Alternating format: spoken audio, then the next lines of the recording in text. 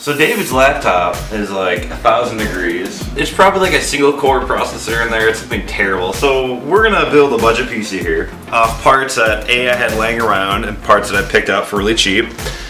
So here's like a really cheapo Apivia power supply that we'll probably need to keep a fire extinguisher nearby in case it just bursts into flames. It's in his bedroom, not mine, so we're good. A whole 250 gigabytes.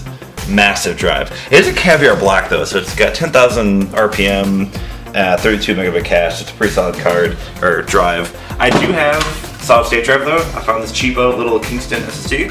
Good enough. For base build, this is actually my old computer. We are using a ASRock Z77 Extreme 4 motherboard. That's what is it? 1155. Can you say that one more time for like the not tech savvy people? Oh, you just said like the whole goddamn alphabet. Right. That's a motherboard. I guess should I go like real simple? Like so, motherboard for computers is kind of the brainchild for everything. Everything basically plugs into the motherboard. So we have our processor here. It's a Intel 2600 non-K, so non-overclockable CPU. It's a quad core with 4 threads, which means it's basically 8 virtual and physical cores. So for video editing purposes, should significantly enhance your 9-hour render time. 9-hour render time? It takes me 23 hours and 15 minutes to render a damn episode. GTX 660 Ti. So it's an older card, but it's still a pretty powerful, potent little card. We can use all that CUDA cores in here for video editing. We are editing with Adobe Premiere, and you can use the NVIDIA cores on here for faster video editing and rendering and all that. So NVIDIA I really like. AMD card is very similar. It uses OpenGL, so I mean it's very similar. Anyways, we have in this case we have 8 gigs of DDR3 RAM. Pretty solid. I don't think you don't need excessive RAM for video editing unless you're doing like crazy motion effects and all that. For us, it's all pre-rendered, so we don't have to worry about that. For the CPU, we are using a custom water cooling kit that's also super sketchy, but it worked for me for like 6 years, so it should be fine. You know, you're not giving me a whole lot of confidence. I mean, I'm appreciative. Like, I think this is gonna be awesome, but I'm looking at all this equipment. And I think it looks super cool. But over here, he's like, this could burst into flame. Normally, you would have a back plane here to like where your ports would match up, but I don't have the back plane because I got this motherboard for. Actually, no, this is my old one. I just have no idea where it's at. Actually, I lost it somewhere. I think it might be in the back of one of my old cases. I'm pretty sure. I promise I've done this before. This board had an old standoff on it still. That's weird. All right, do you have pliers? This is a really inconvenient time for you to ask if I have pliers. A thermal paste. This is what fills the gaps between the CPU and the heat sink on the cooler. I'm also gonna think this through before I do it, which is smart of me. So I'm gonna have to do it like that. So, see, look we're making progress. I'm actually thinking before I do things now. So we match up our screws. The back plate is still on there. I'm just gonna match the screws. And that was not very ginger, but it's okay. Like that. We're just gonna screw that baby on. This is the most exciting part of the whole video. This is what the most time-consuming thing is actually. Once I get past this part, we're gonna be cooking with gasoline. We're gonna be flying. Alright, so what we're gonna do. And it's safe to handle the way you're handling it? Because you screwed it in? Yeah, I mean, I wouldn't do that, but it's do as I say, not as I do. Well, my dad had that same, lingo, that same delivery and everything. So, the motherboard, we have the standoffs, which separate it. Obviously, as you think about it, it's like just circuitry. Right. So you have to separate it from the back panel, the metal. If you have this metal tissue metal, you'll short it all the time. Yeah, that makes sense. So you have standoffs to kind of keep it elevated. And that's that one thing I had to remove earlier that you saw that was preventing me from putting it down in the first place. Alright, so what I want to do is I have the airflow on the front fan. It's coming in this way. So I'm going to have the fan blow out the back. And this radiator is where it's basically like a car.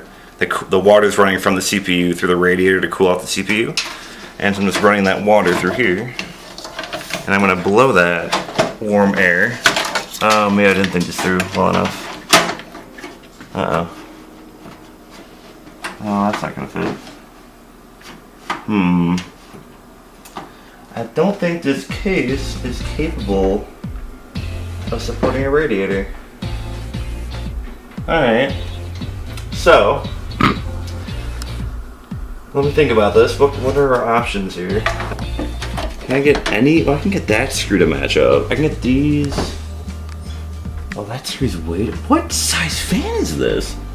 This is definitely not 120 millimeter. Alright, well I can get like one screw in it, so that's probably good enough. Now, when you say that's probably good enough, Yeah. like how good enough? Like, is We're gonna find out. okay? All right, this is all very experimental. This might be the worst computer I've ever built. In terms of everything about it. The hardware is good, but it's super sketchy. Normally you'd have 4 screws connecting this fan radiator thing. Yeah, that makes sense. Like each corner. Yeah, but the problem is this is like an 80 millimeter fan port for 120 millimeter radiator. So it's not gonna happen. So we're gonna have one. Yeah. Good to know. Basically, Nick is building this computer, and you're not gonna be able to breathe by it because if you do, it's all gonna fall apart. I feel like I need to have like Oh, I can get another screw in here, I think. a beer. No, I can't. Never mind. Oh, maybe I can do it up here. Oh, baby, here we go. I can jam a screw through this hole that's not supposed to have a screw. There we go. That's impressive. That sound is real good. You want to hear a lot of banging and scratching sounds when you're building a computer. That's how you know you're doing it right. Yeah, really pushing that in to try and make it happen. We got 2 screws. They're both on the same side, but doesn't matter. Good enough. I don't have a slot to put in the 2.5 drive. But there's no moving parts in this, so you can just kind of leave it hanging. Doesn't matter. We'll just put it up there. Are you being serious? Yeah, it's fine. Oh, it just. I mean, I wouldn't advise people doing that, but I mean, you can do that. Graphics card. Oh, is this not gonna fit? Are you kidding? Oh, baby. Oh. Oh yeah. All right. It just took a little. Maneuvering. Yeah. Little tender loving care. Got the graphics card in there. Oh yeah, he's gonna press it in there. Solid state drive. Pretty simple, like so. Oh, we're just gonna let that tingle. Yeah, we're just gonna let it dangle. It's fine.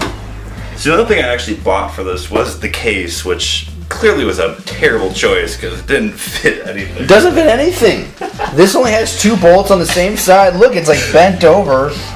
Or like leaning on top of the other thing. This, again, may be the worst computer I've ever actually built. And it has a see-through. Oh yeah. So we can see the Oh, super shit. crappy. Okay, I bought this for $8. All right. $8? $8. Where do you get a tower for $8? I told you earlier, Goodwill. Who's going to Goodwill for a computer tower? Wow. Let's see if it turns on. Whoa! Oh, that's cool. Whoa! All right, well, it turned on. That's blue. Or is that purple? It's blue. blue? These fans are blue, and the back one's purple. I'm all about this, dude. Oh, you can hear it humming. Oh, get in there. Okay. Can you hear that? Oh my god, I can feel the fan. Here, that's the fan. There's a blue light he was talking about, and then the purple is kind of like over See in down here? Here's like your error codes would be. Yeah. A little display down there, and there are no error codes, so I think it's booting. Oh, I'm gonna cut This it all out. setup is no matter what gonna be better than this hunk of junk. We've already decided that we are throwing this into the air after completion. Do I even have a PS2 port on here? Yeah, I do. I have no idea this is gonna work. Where did I get this keyboard from? Sorry, let's just reset it. See what happens. There's your splash screen. The fact that we booted into Windows, that is where our story ends. And that is where I think we terminate this video, which I think we should just call the worst budget video editing PC build guide Brought to you by Behind the Blast Doors podcast. Might be the worst computer influence of my life. You said that 18 times already. Didn't need to say that again. It works.